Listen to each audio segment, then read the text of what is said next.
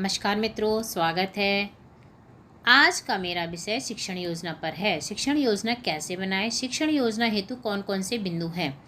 तो हमें पता है कि शिक्षण संग्रह की भाग 6 में हमारी शिक्षण योजनाओं के लिए कुछ बिंदु निर्धारित किए गए हैं। उन्हीं बिंदुओं को लेकर के हमें अब शिक्षण योजनाएं बनानी हैं। तो मेरी ये जो शिक्षण योजना भूगोल की है और मैंने सारे बिंदुओं को इसमें सम्मिलित किया गया है।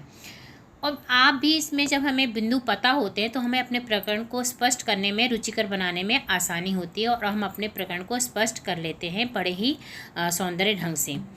सबसे पहले हमारा जो बिंदु है शिक्षण योजना का, जैसे दिनांक, कक्षा, विषय, समय, ये आपको लिखना है। इसके पास लर्निंग आउटकम, बच्चा इसमें क्या सीखा है। तो हमारा जैसे बच्चे आकाशीय पिंड को, खगोलीय पिंड को पहचान लेते हैं, बच्चे नक्षत्र मंडल के बारे में जान लेते हैं, बच्चे सूर्य और चंद्रमा के बारे में अंतर कर लेते हैं।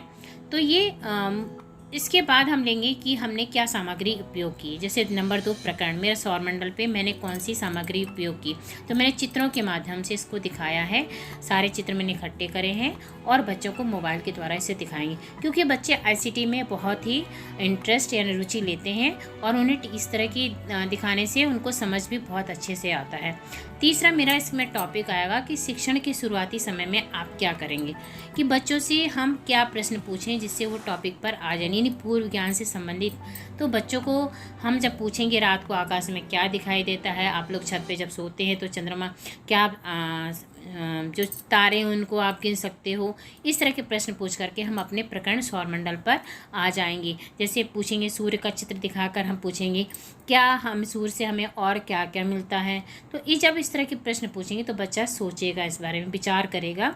फिर इसके पश्चात हमारा आएगा शिक्षण के दौरान आप क्या क्या कर सकते हैं। सबसे पहले हम जैसे बच्चों को ग्रुप में डिवाइड कर दीजिए, पर्ची बना कर दे दीजिए ताकि बच्चे उसे डिस्कस कर सकें। आपस में जब बात करेंगे तो उनसे बहुत सारी बातें निकलेंगी। फिर आप उनको बताइए कि ऐसे ऐसे। तो इस तरह से हमारा लेसन प्लान तैयार होगा कि रात्रि के समय आकाश में जो तारों का समूह होता है और वो हमारा सौरमंडल है, सूर्य उसका मुखिया होता है। तो इस तरह से हम उसको बताएंगे शिक्षण के बाद।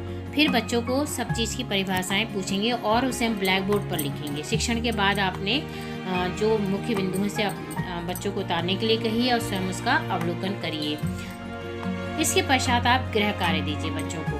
तो टेलीस्कोप का प्रयोग कहाँ होता है, मैंने इसमें फिलिप द ब्लैंक दिए, निरिक्त स्थान दिए हैं और आप लोग इसमें मिलान भी दे सकते हैं और भी चीज़ें दे सकते हैं। धन्यवाद। तो इसमें कोई सुझाव हो तो अवश्य दें मुझे और मेरे कमेंट बॉक्स पर अंकित कर दें।